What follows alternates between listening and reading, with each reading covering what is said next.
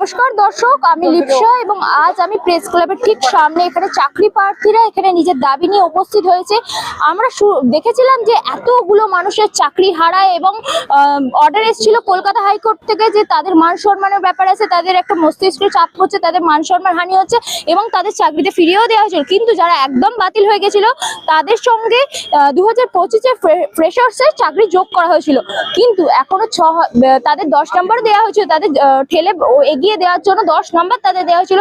তার জন্য বিভিন্ন আন্দোলন হয়েছে, কেন দেওয়া উচিত না কি উচিত, এইভাবে বিভিন্ন আন্দোলন আমরা কলকাতার বুকে দেখেছি। এখন তাদের শুধুমাত্র একটাই দাবি, তাদের 10 নম্বর দেওয়া হয়েছে হোক, আমাদের দেওয়া হয়নি, তাও আমরা যোগ্য রেজাল্ট দিয়েছি।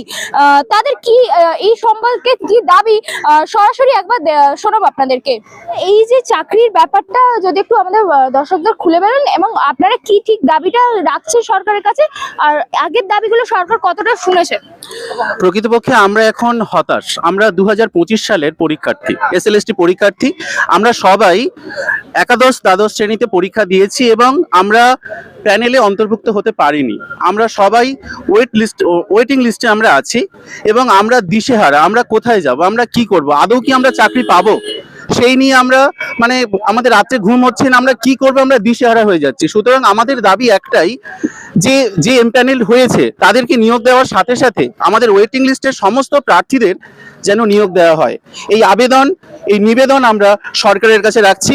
এটাই আমাদের অনুরোধ, এটাই আমাদের বিরোধ এবং এই নিয়ে আমরা পরবর্তীকালে আরো অনেক স্টেপ গ্রহণ করব, আমরা আরো এগিয়ে যাব। এর আগেও তো আপনারা বলেছিলেন যে 10 নম্বর দেওয়াটা ঠিক না, তারা বেরিয়ে এসছে যে চাকরি থেকে, সেখানে ভুল হয়েছিল, সেটা তাদেরও দোষটা, কিন্তু সরকারের এইভাবে এগিয়ে দেওয়াও ঠিক না। এই নিয়েও আপনারা অনেকবার রাস্তায় নেমেছেন এবং আজ আবারও বলছেন যে 10 নম্বর দেওয়া আছে ঠিক আছে, কিন্তু সিট বাড়াতে হবে। সরকার তো কোনো কথাই আপনাদের শুনছে না। দেখুন, কোর্ট ডিসিশন নিয়েছে যে 10 নম্বর দিতে হবে এবং সেটা নিয়ে একটা কেস চলছে, সেটা নিয়ে আমাদের কোনো আপাতত বক্তব্য নেই। আমাদের উদ্দেশ্য, আমরা যারা ওয়েটিং লিস্ট হয়েছি আমাদের সবাইকে নিয়োগ দিতে হবে, এটাই আমাদের মূল দাবি এবং এই বিষয়ে আমরা কিন্তু পরবর্তী পদক্ষেপে আরো এগিয়ে আমরা যাব।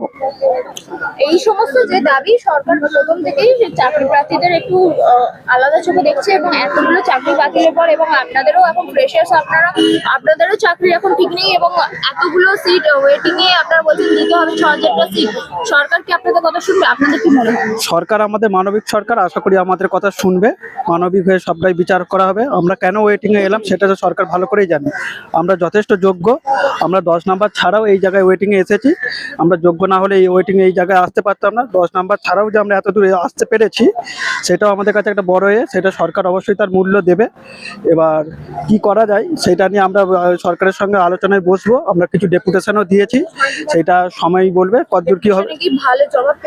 না, ডেপুটেশনে কোনো ভালো জবাব এখন আমরা পাইনি, কিন্তু এত যে আমাদের 6000 ওয়েটিং লিস্ট রয়েছে, 6000-এর মধ্যে কিছু সংখ্যক, 6000-ও লাগবে না, কারণ ফিমেলদের মাল্টিপল র্যাঙ্কিং রয়েছে, সেখানে 4000-এর মতো সিট বৃদ্ধি হলে আমাদের সকলেরই চাকরিটা হয়ে যায়, সকলেরই লাইফস্টাইলটা সুনিশ্চিত হয়। সেটার জন্য সরকারের কাছে আমাদের এই দাবি।